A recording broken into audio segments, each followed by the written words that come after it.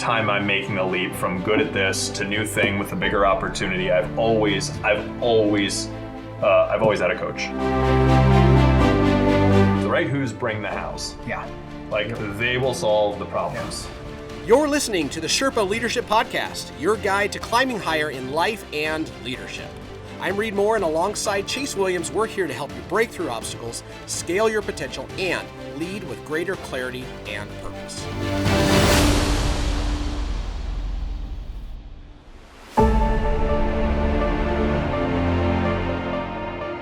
All right, everybody, welcome back to the Sherpa Leadership Podcast. I'm your host, Reed Moore, alongside my good friend and co-host, Chase Williams. As always, we are here to help you climb higher in life and leadership. Our job here is to give you the tools and the practical insights from amazing people to be able to help you move forward in your life, have breakthrough, and really be able to carry the weight of leadership much, much easier. So we're here today with a good friend of ours, a seasoned leader that we are really excited to be able to bring to you. Who we have, Mr. Michael Monroe, and I'm going to do a little intro here for Mike, but Mike Monroe is a Christian strategist, marketer, trainer, and relentless innovator. His work's been published in Success, Forbes, Fast Company, Killer Startups, and CEO World. Michael's the digital strategy manager for Vector Marketing, the direct sales arm of Cutco Cutlery, an American-made product that recently celebrated its 75th anniversary. Love it. He's also a thought leader at Giftology, North America's #1 relationship agency. Giftology's mission is to fast forward relationships to solve business problems. I first met Mike as part of a men's group that we put together at our church, and I've come to love not only his brilliance, but just his willingness to share it with others. He's certainly been an inspiration to me. I get to learn to be a better leader and a better innovator from Mr. Mike Monroe. So glad to have you here today, man. Thanks. That's kind of ironic, by the way, because the last time we did coffee, it was me recording you, which would insinuate that I was the one doing all the learning. So, hopefully I touch us something in there. Hopefully it's a little back and forth, but it's great to have you here today. Thank you. Well, and it's one of the best things about you is you are one of the smartest people I know. And part of that is the fact that you are just a relentless learner. And we want to dig into that and all the other things that makes you what you really are, which is a truly successful leader. Thanks. Yeah, you once called me, I brag about this, you once called me when you introduced me at one point at our men's group, you called me mentally aggressive. Yes, yeah. Which was my favorite description of all time, because it actually made hyper-intellectualism sound masculine and tough and cool. And so it's like, we get a little violent, like, yeah, like, take that math team, right? Like, yes. So thank you for that. So yeah, I'm excited. Where do we want to go? So let's start with just give us the lay of the land of who you are. You're a seasoned leader. You're somebody who, carries the weight of leadership responsibility, not just for, being on stage or a performance, but you have to show up day in and day out and get the job done and inspire people to do that. So where do you come from, and just walk us through your career up to this point? Let me answer the what do you do question, right? So the what do I do question, I have been work from home since 2009. Okay. Like way before it was cool, way before it was everybody else was doing it. And it's incredible when you work from home because obviously, as we've all experienced, it's 1099s. You guys got started in your real estate background. I was 1099 at Cutco as a 19-year-old college kid, like doing in-home presentations, rope, leather, penny. I'm sure people you guys both own Cutco, so you get that. But so from 2009, then the second piece of this is I run and I have a team of 7 direct reports. Mm-hmm. My org chart has over 30 people, full-timers, salaried, part-timers, 1099s, and we're all work from home too. Okay. So I think that's an important point because, certainly in modern environment, there's been a certain kind of narrative of hey, work from home isn't for everybody. Some people need the in-office environment, and I absolutely think there's pros and cons. But my point of bringing it up for Leadership Podcast is that, I have been duplicatable in that regards. It's a big deal. Mm-hmm. I think so. I think so because it's not like, okay, I've hired 70 people and 30 of them made it. It is our average sticking point, our average retention is really, really good. Mm-hmm. So we've learned some things, oftentimes through the School of Hard Knocks and trial and error, about how to lead remotely and how to guide and direct and really create people that are autonomous, which I think would be kind of my third bragging point in terms of like, why should I listen to anything you say? And cynically, I think the answer is you shouldn't, I think, right? Like, unless it really makes sense and resonates. Yeah. Mentioned, what did you see? Thought leader? Was that the, I mean, those two words, man, those words make me vomit. Maybe we'll get into that a little bit, but yeah. So I would say in my schedule, I have probably 66% autonomy of the operations I do or the projects I work on, which means with any three things that I do on an 8 or 9 or even a 10-hour basis on busy day and busy, right? It's because I chose 2 out of 3 of those things. Yeah. And I've learned about myself, I can be an operator, I can be a guy who goes in there and runs the machine, but really where I work like best is in the space of like, go in there, try a thing, test a thing, make an MVP, a minimum viable product, and then bring people alongside, teach them to understand it, teach them to run it, help them optimize it so they can take the thing and make it way, up and to the right, better than I can do, right? Yeah. And that's really kind of the last thing I'd say if you were to, be on resume would be, I have lived kind of these last 15 years, very fortunately, very providentially, very like not of my own doing, but a lifestyle and a quality of life that I would call incrementally and iteratively better. Mm-hmm. I once heard the analogy, I love this analogy. They said, if you're a good investor, your stock portfolio, your line of like, how's it going? Looks like a guy or a gal on an escalator using a yo-yo, where it's like, you have ups, you have downs, but in general, you're trending up and to the right. And yes. I think that would be a pretty good holistic analogy of my life as a professional, personal, health. You mentioned, where'd I come from? We've all had those seasons of our career. Like, what decade of it was yours where you're like, I'm just going to give up this decade to learn the craft? What was that? What was that for you? It was my 30s, for your sure. Your 30s. Yeah. Your 30s. Aren't you still in your 30s? No, unfortunately not. That's very kind of you. I like it. I'm getting invited back, I guess. What? I bet you were younger. What was your decade? Late 20s into my mid 30s was my Crucible. Wow. Yeah. Yeah. So mine was like my 20s. That was my like, I am gonna sacrifice this decade to the altar of learning how to add marketplace value. Right. Yeah. And that was really, what'd you wear, the Crucible? Yes. Yeah. That's a better description I could ever give it. And of course, what comes out of that is some evidence of like, I know who I am. I know who I'm not. Sure. Right. Which is in many cases, like probably the most important. I know where my gaps are. If we're really lucky, maybe we, meet somebody who says I do to kind of cover those. Yes. Cover those gaps. And I'm fortunate to have, that with my lovely bride, Kaylee, of, my gosh, 12 years. Dude. Amazing. Yeah. So that is my, I would say, leadership.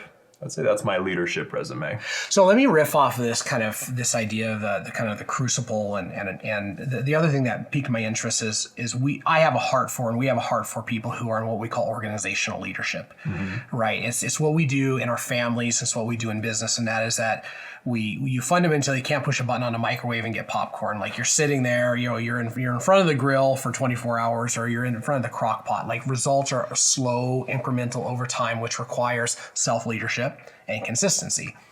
And maybe the place that starts is this idea of, if you actually want to lead at a high level, you have to be able to get individual results. You have to actually be able to move the needle. And then somehow you have to figure out how to transition from I'm a producer, I move the needle, to I can help other people move the needle in a way that I never could by myself. What's the name of that? What's the name of that law? There was that law, right, where people are promoted. Oh, the Peter principle. What's that? Yeah, what's that? How does that go? People are promoted to the highest level of incompetence. Yes. Yeah. So they succeed at something, they get promoted to something that they're in essence incompetent at, and then there's a real risk in doing that. I can't even describe how many times I've seen organizations make that mistake. With one massive exception, I would say, being Cutco, because Cutco is phenomenal at this. Meaning the motto that I heard, which is a lesser version of the Peter principle, is if you want to tank sales in your organization, take your number one rep and make them the sales manager. Right. Like literally the worst possible thing you could do, because in many cases, like what got you there won't take you there. Sure. We see this in the business community all the time. With you've got the startup founder, who oftentimes is a very visionary, charismatic, gregarious personality. And then people are like, Travis Kalanick, former Cutco rep, by the way. Travis Kalanick, you're not the person we need to take Uber to here. So we're going to remove you, and then we're going to put somebody else in there. I mean, the amount of organizations that have experienced that are countless now. Well, it's so tempting, right? Because you look at something and you see performance, right? And you don't necessarily you don't catalog that correctly. Yeah. And so you see performance, and so you want to reward it, or even they raise their hand and say, hey, I want to do something else. How did you navigate that in your leadership journey? Yeah. So fantastic question, because another way of wording it is, when you do good enough to create a comfort zone, how do you then step into the new thing and create mastery and dominance in that new comfort zone? Yeah. And it makes me think about the concept of transferable skills. Okay. So in every little thing we do, I mean, there's always stuff we're picking up. Like there's stuff we're rehearsing or practicing, and presumably, what's the saying? Practice makes Perfect. Yeah, which you guys know isn't true. What practice makes permanent. Yes. Yeah. And so I would say, you could probably look at every success or failure I've had and taking that leap to the next thing and saying, okay, between here and here, there was a coach that helped maintain and transfer the confidence and believability of these skills into the next thing, while simultaneously pointing out the massive gaps that I had, going to the new thing. So a perfect example of this would be, I was an okay Cutco rep. Okay. Yeah. Like I was an okay Cutco rep. I mean, the thing that I did was I worked really, really, really hard. And 19, 20 years old at the time, like it's easy to do. And so I get my opportunity to run a summertime office in Bangor, Maine. Okay. Either of you guys been to Maine before? No. Okay, you haven't been to Maine. Sounds pretty. It's gorgeous, but I want you to go to the pretty part of Maine, like the affluent southern Maine area, and I want you to drive an hour and a half. You come to the capital, Augusta, and I want you to drive another hour and a half. Now you're in Bangor. You can drive 6 more hours to go to Castine. That's where my dad went to school at Maine Maritime Academy, which, by the way, I'm the first kid in my school to go to kid in my family to go to college. So I'm putting a lot of pressure on myself on this knife job thing, right?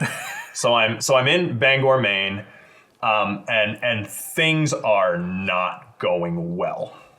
And when I say they're not going well, when you run, I mean, it's not quite the franchise model. Like Cutco supports their branch and district managers financially in just ridiculous ways. But there is an element of like, eventually money runs out. Like, right? Like the money I had saved up.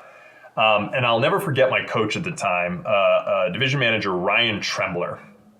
And you guys know that in sales, one of the most important qualities is optimism, right? Like whether you feel like it or not.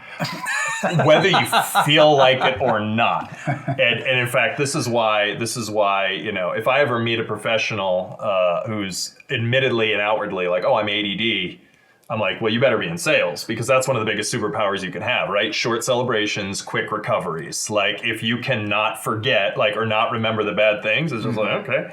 Some next. Will, some won't, right? Like, next. Yeah. Like, the worst thing you can be in sports or in sales is an overthinker, cerebral, right? Like, super smart, right? Like, oh my gosh, why? I'll never get, because you can literally talk your way out of confidence. Well, that's exactly what I did in my little branch office in Bangor, Maine. I couldn't even afford an office in Bangor, Maine. I was in Orono, Maine, which was like 25 minutes north. It was on Main Street. I was next to a Subway. And it was like this vertical office. The landlord had mercy on like a 20-year-old kid. I was able to name drop. My district manager had been like sorority sisters with a friend of a friend who the landlord's daughter. So this was pure charity that he was doing this for me, right? And it was sucking. And so Ryan Trembler calls me up. He's like, how's it going? And I proceed to communicate to him in painstaking detail of how it is not going well. And I don't remember exactly what I said, because I'm sure it was this elaborate like excuse and this and that. And I was probably blaming the territory or the people that were walking in the door. The leads are weak. Yeah.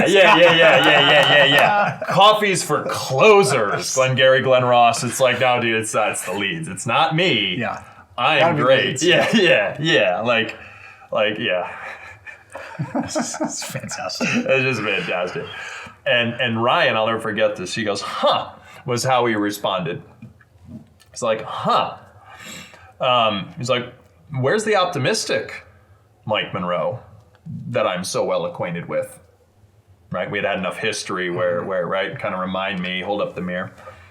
I go, he's in there somewhere, right? But he's like, well, let me put it to you this way. And what he proceeded to do was communicate a narrative with every single point that he had, or that I had given him as to why I can't, to foretell and create this narrative of why this was gonna be like the best thing and the best reason ever of why this happened. Like this, and here's why that's good, and this, and here's why that's good, and this, and here's why that's good, and this, and here's why that's good.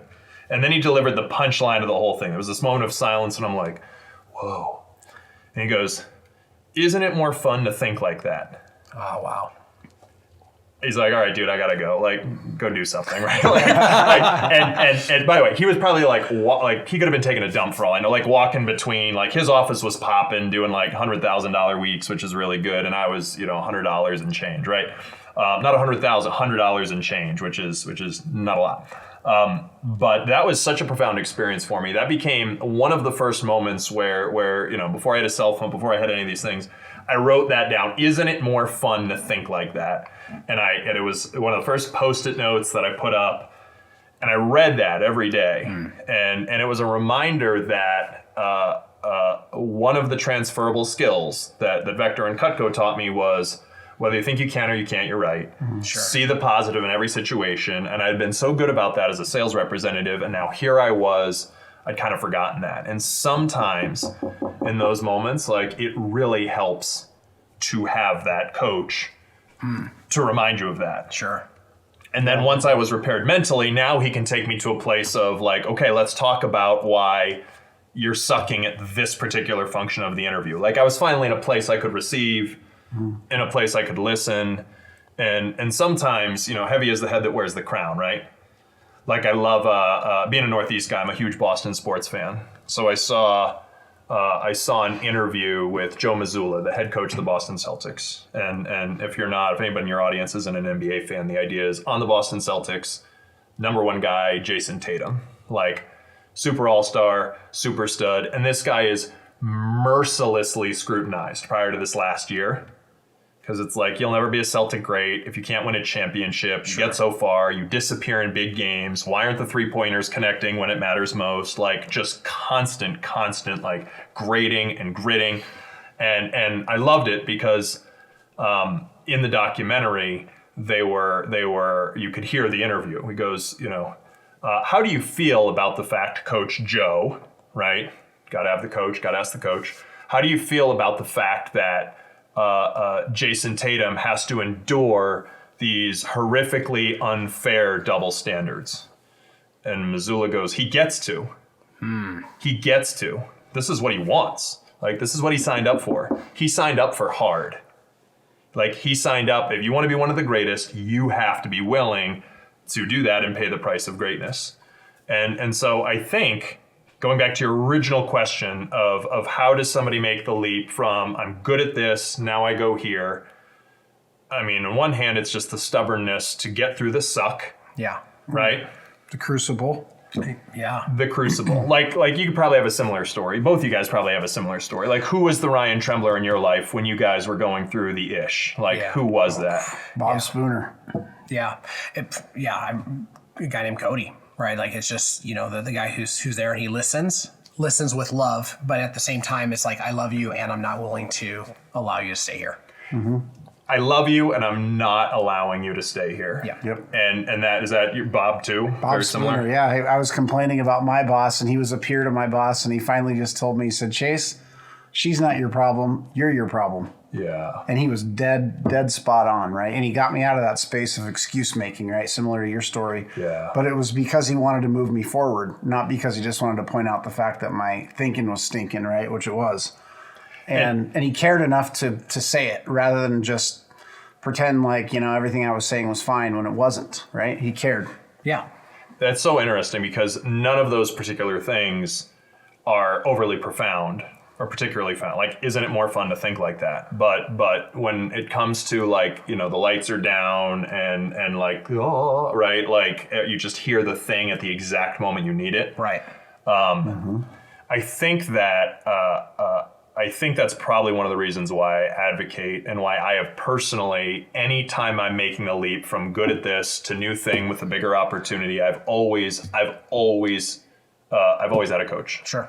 I've always either systemically had one or paid for somebody. Yeah.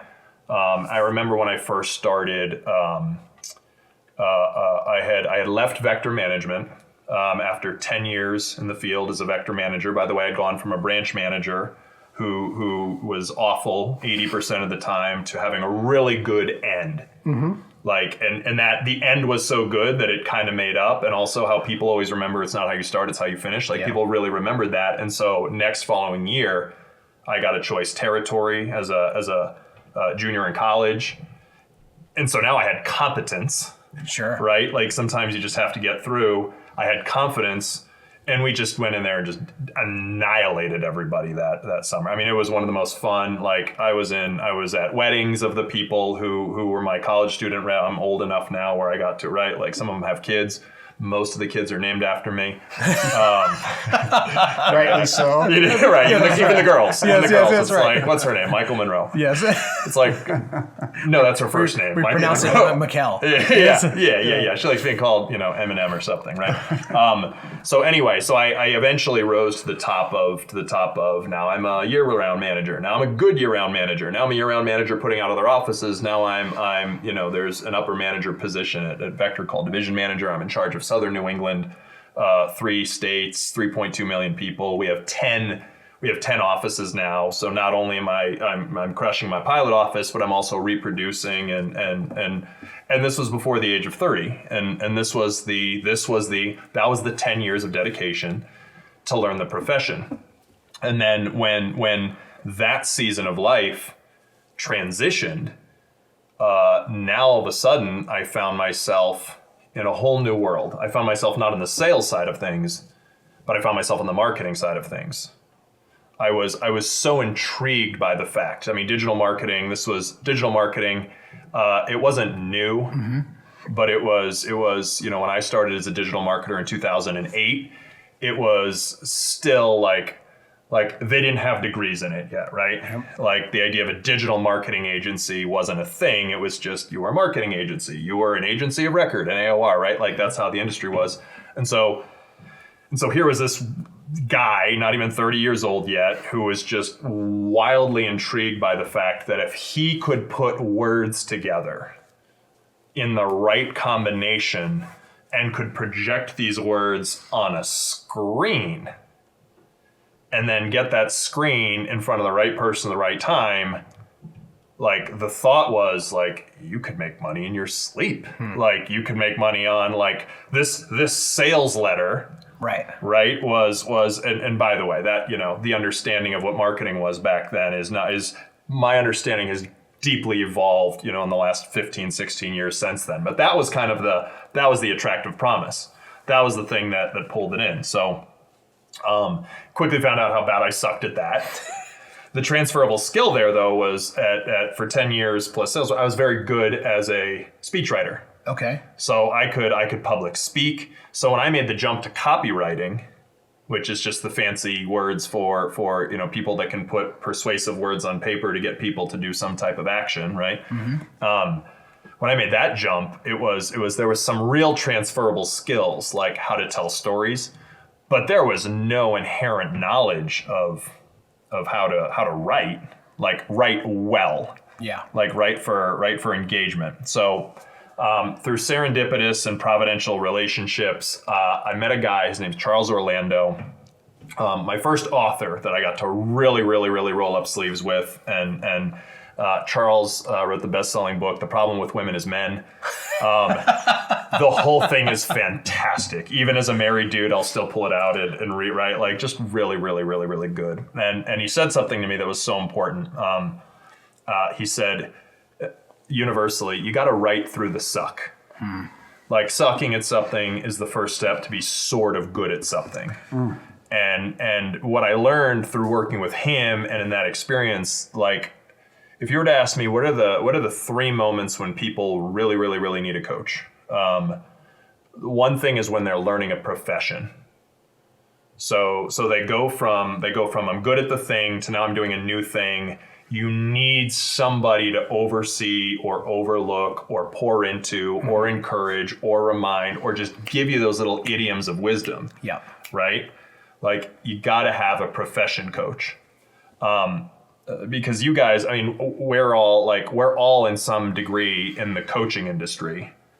And what we're selling in the coaching industry and training industry is one very simple thing.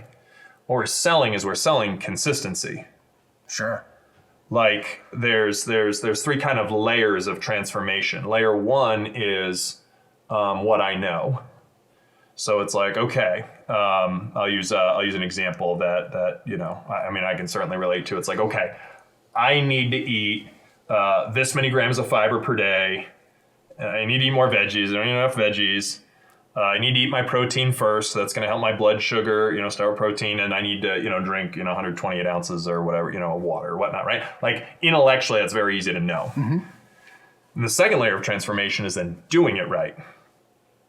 So now I take what I know, and this is what I quickly found about kind of the fool's gold of marketing was I could create marketing that would sell a thing, oftentimes an online course or a piece of content. Back then it was so easy to make money in content because there wasn't a lot of people doing it. So it's like, you know, just name your course something tantalizing, have a really long sales letter, and then, you know, set your cell phone to ding, ding, ding every time someone makes an order, and you know, now you're out with your girlfriend, and it's like, oh, did that right? Now you're, you know, the coolest guy ever. But that didn't result in transformation, because once people get information, the next thing is like, okay, how do I apply that in my circumstance? And tell me if you guys have found this to be true. I mean, I certainly have, but where knowing what to do can be asynchronous, is that, I think I'm getting these words right, is that where like I can watch videos and I don't reply to the video. I can just absorb the information. And then is synchronous learning. I can go back and forth with somebody. Yeah, there's a relationship. Yeah. So you can learn that in one way, one direction of flow. Yeah, that's asynchronous, right? So I can sell online courses all day long, and there is a small percentage of people that can take information, figure it out, and then go into this like power place of like, okay, I read that book, now I have Atomic Habits or whatever, right? Yeah, like, you just right. Like, okay, leaders, eat, last. Got it. I'll never eat first, right? Like, and now all of a sudden they're off to the races. But most of humanity isn't like that because most people have nuanced situations, and so in order to be able to get it right, it's really helpful for me, and I can't even count how many nutrition coaches, fitness coaches, functional medicine doctors who really are just coach it, right? Like how many I've had over my journey from my peak weight of 230 pounds to now at 40, almost 44, like less than my high school weight, right? Mm-hmm. Like I've had a lot. And that's because of the ability to be able to be like, okay, so I hate most vegetables. How do I cook them? How do I, in my situation, right? Like, okay, okra's out. Like, like okra's gross. Like, unless you fry it. Which kind of defeats the purpose. Or pickle it. Yeah. You can pickle pickled okra. So good. Is money. Side note, different topic, but yeah, you'll love it. See? True story. I love synchronous. Yeah. Pickled this okra. guy had this secret all along, and now, right? Okay, so let me kind of just want to wrap my head around what you're saying, right? So if we're talking about organizational leadership, we're talking about moving people forward. Wait, you're trying to bring it back. Don't bring it back yet. This is important because this is totally gonna like unlock organizational leadership, right? So it's what to do, then it's how to do it right. Okay. So it's the iteration and getting it right. And then the last thing is doing it daily and doing it consistently. Yeah. And the idea that this goes to organizational leadership is it matches exactly how most people manage. Mm-hmm. But most people manage in only one direction. They manage activity, they manage hours, and they manage results. Got it. Which are really important things. But all that is level one. That's just what to do. Got it. That's just what to do. So what to do, and I'm a manager. It's great. We need managers. Sure. And there's a lot of people in the population that are not growth mindset, that are not driven by wild curiosity, and they need management, need to be told what to do. But the next level of leadership, which is the middle rung here, is not just what to do, but now passing that and helping develop the understanding of empowering this person to really be able to do it on their own. Got it. So I mean, for example, parenting. Mm-hmm. Like the goal is to have children that are better than us. Sure. And part of that means let's teach them everything I know, which oftentimes backfires. Unless you guys know something I don't, right? Like because my kids love hearing from me. They want to know, like, Dad, tell me how to do everything. My wife too. Kaylee's like, wow, that's so profound. You guys aren't laughing. Really? Yeah. I'm like, wow, that's news to me. Let's transition to my book promotion. Walk me through the 3 steps of how that works. Yeah. The point being that most a lot of leaders don't want to invest the time in creating people that can truly be autonomous. Why is that? Yeah. Oh my gosh. I think you're right, by the way. Like because it's harder, it takes longer. You said investing the time, but why is it that leaders, especially young leaders, want to avoid the time it takes to truly develop somebody? Yeah, 2 reasons. Number one is because it does take a lot of time, right? Like to get people to a place of leadership is I do, you watch, we do, and then you do, I watch. And there's conversations that happen between every single one of those things, right? Yeah. And the problem is you can only have those conversations if you have real mastery over what it is that you're trying to get. Mm-hmm. So the analogy, I'll look at this. I know it's a conversation about leadership, but the analogy I'll make is with artificial intelligence. What generative artificial intelligence is teaching people right now is that they have no idea how to describe what they're looking for, because they have no idea how to put into words the very tactical things of like of what it is that they need.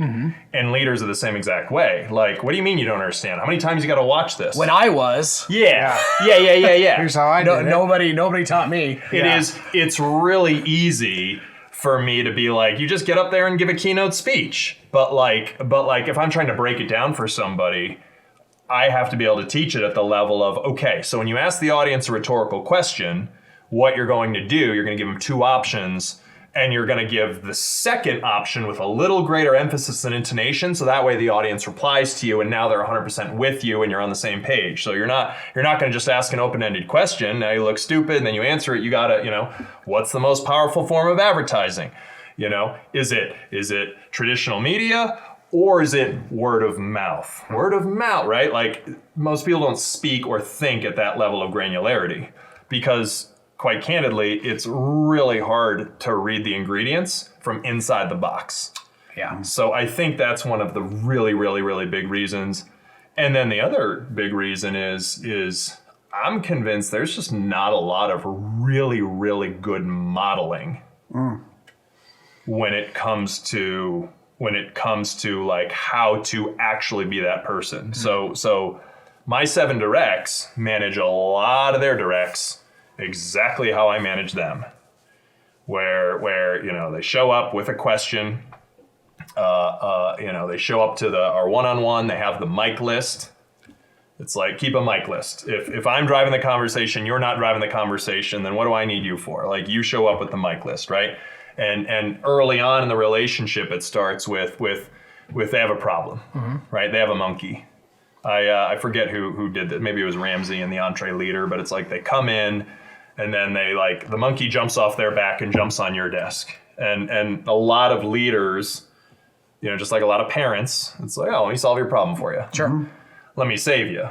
But it's like, no, we're gonna take him back, take her back. Like, this is your monkey, right? Yeah. My 2 favorite phrases: what do you think, and what do you suggest? And when I was a young leader, what I used to think was that there was only one level of delegation, and people that think like that very quickly realize that delegation is a terrible, time-sucking, energy, like resent-building opportunity. Because if I delegate to somebody and they suck at it, which they will, then all the lesson I'm getting is I'll never delegate again. I'm just going to do it myself. Well, one of the things I hear you saying, Mike, which I think is a legitimate challenge in leadership, is my hallucination is that if you've gotten into a position of leadership, in part, it's because you're actually pretty good at solving problems. Yes. In part, right? Yeah. Along with some other skills, I'm sure. Yeah, like if you're great at solving problems, chances are you end up in some sort of leadership position. People have problems, businesses have problems. I'm here to... That's right. And then all of a sudden, because you're in a leadership position or because you've earned this respect from them, they bring you their problems, their monkeys, right? As you put it. And it's very easy to continue being good at what you're already good at, which is solving the problem, taking on the monkey, right? Like, until you learn a new skill, which is, how do I coach, teach, guide, ask the right question that allows this person to solve their own problem, which is actually leadership. If you bring me a problem and I solve it, I'm actually not leading you at all. I'm just solving your problem, which I happen to be good at. Yeah. I'm a leader, right? And by the way, I'm making you codependent on me or dependent on me. Yeah. Or in certain cases, I'm neutering you, which is actually the third. The opposite of developing them. Exactly. And I'm feeling good about myself because I'm needed. Yeah. Man, I'm playing whack-a-mole all day at something I'm good at, solving problems, solving other people's problems. And I can go home at night and actually feel like, what a day, right? Like, I crushed it. Everybody needed me today. There is. That's the legitimate challenge that you find in a leadership journey. 6 levels of delegation. The least trust is do as I say. The next one is, hey, look into this for me. Then give me your advice. Look into this for me. Give me your advice, and I'll decide. By the way, that's one of the most simple, best ways to leverage anything. So one of the things I do, I'm a chronic book buyer, course buyer, like, teach me all the things. I don't have time for all the things. So nothing I love more than being like, okay, you're going to take, hey, you right here, you're going to listen to these 5 podcast episodes. You're going to take this course. You're going to do this. Give me your notes. And then you're going to teach this to me. They're looking into it for me, right? Yeah. And then as they get more advanced, maybe they're deciding between software vendors, like, go do calls with this person, this person, this person. We're going to tweak our CRM. We need this or that. And I need you to give me your advice, right? Then there is explore, decide, and check back with me. So that's like the real, like when they get decision making power. Yeah. That's when you've kind of turned the corner, right? Like huge. Explore and decide within these limits. I just had this conversation 2 days ago. We're doing a new social listening software, and it's like, all right, how much is our old one? What do we hate about it? Okay, it doesn't include, what do you mean they're not monitoring YouTube comments? That's the dumbest thing ever. Okay, here's our new, Stephanie, decide within these limits and then go. And then the last level of delegation is just get it done. Exactly. Like, just don't I trust you. Yeah. I trust you. And so many people treat delegation like it should be I trust you without having to do the work of getting to the point of you're worthy and deserving of trust. And because our human nature and our tendency is just to repeat the sins of the father, which is essentially keep doing whatever was modeled, right? Like, I'm going to be as good or as bad as the person that kind of brought me up through the crucible during those real formative years. And boy, was I lucky that I had people who stewarded me well, which is really the last level of when it comes to consistency, is I'm kind of paralleling the journey of managing self to managing organizationally. So you've got management, you've got leadership, and then stewardship is really like the pinnacle of like, and this is hard. Because stewardship is when you take on not only the person's thinking, but you really take on the mantra of how can I be a blessing for this person in whatever trajectory they have. Like, it really comes down to the belief of God is using me in this moment right here to be a blessing and to give everything I can to this person. And as I pour into them, like, it's easy to love your people, isn't it? Yeah.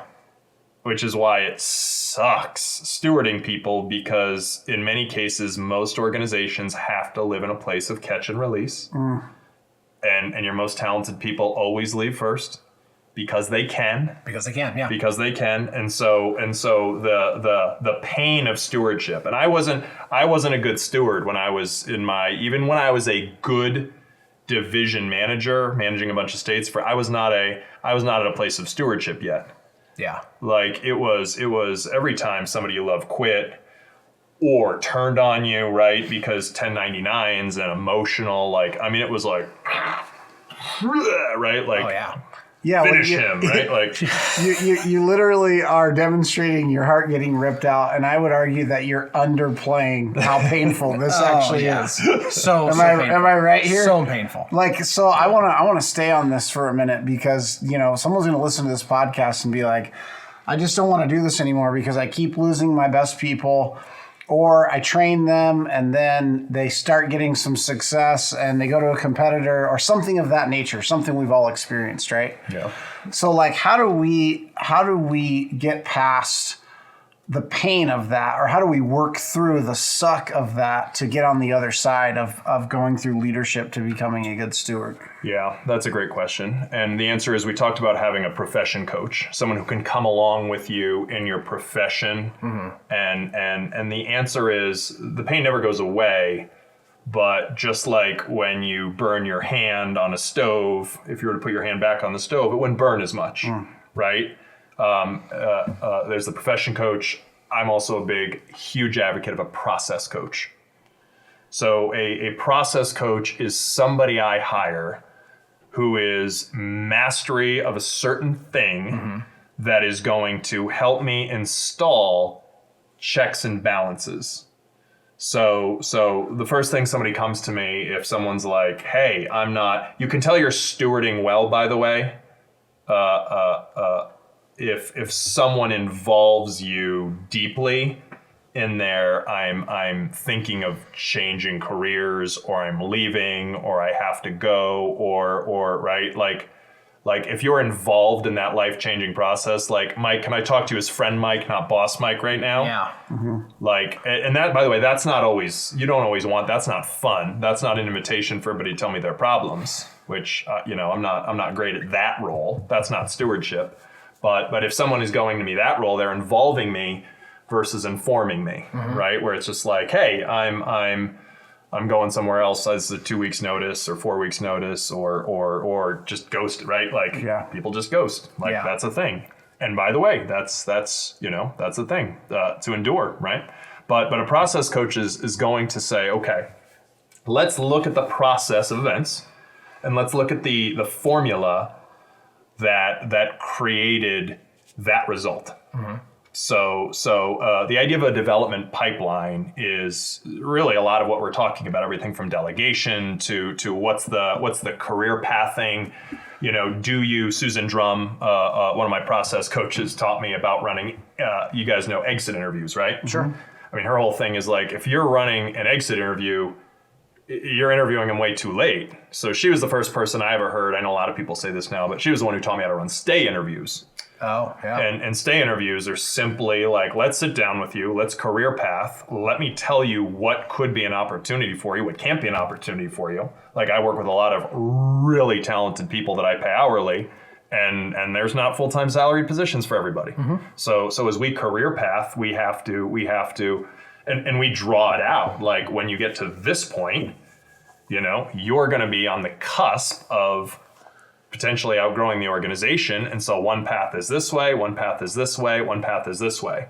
When you actually systematically build into the process, catch and release, now all of a sudden that becomes a recruiting tool, right? Mm-hmm. And that whole adage of if you love something, set it free.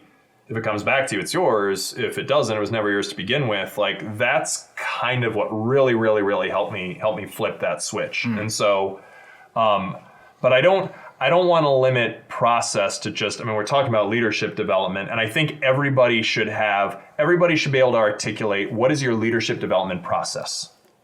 And I also think people should be able to articulate, a good leader can articulate who is in your leadership development pipeline.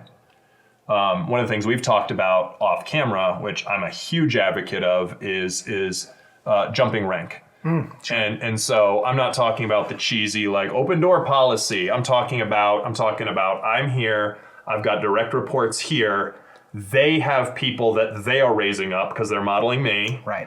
And I need to know who these superstars are, and I need to create systematic surface area with them. It might be a once a month call. It might be, hey, we're going to work on a project together. It might be, let's pull you into this conversation and into the discussion, and let's create a situation where the cliche at the end of the meeting where it's like, okay, great meeting, everybody. Hey, Alyssa, what do you think? Like, be candid, right? Yeah. And some organizations, now Alyssa's candid, and they're like, speaker till only spoken to. We weren't serious about that, right? Oh, yeah. And then the other, now Alyssa says the thing where it's like, wait, what? Hold on, guys, everybody sit back down. We got to finish this. Okay, say what you said again. All right, hey, do you have the otter notes? Let's look, right? Like that happened recently with a gal named Alyssa, right? And it's a situation of if we don't know who's in our pipeline and we just assume that it is our directs, or we don't have somebody ready in the queue, or we don't have a wish list. Mm-hmm. So this is part of my process is I have a wish list of people that I don't know how, I don't know when, I don't know in what capacity, but I really want to work with these people one day on something. Yeah. And I'm not just talking about a Dream 100. Like I think I saw Brunson as one of your books down here. He gets ascribed to that, even though I don't think that was purely his concept. But the point being, like, I want to have my Dream 100 too, of who I want to partner with and what I want to do and who can be my referral partners and so forth. But I want to make sure that, like, I'm always thinking talent first. Yeah. Which, summarized beautifully by the book title by Ben Hardy, Dan Sullivan, Who Not How. Yeah. Like, when you find the right who's, the right who's bring the hows. Yeah.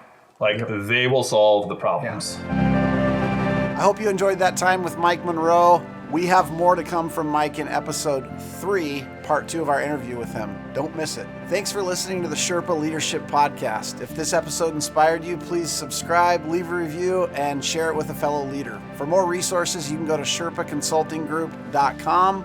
Remember that leadership is a journey. Every step you take matters. Keep stepping. We'll see you next time.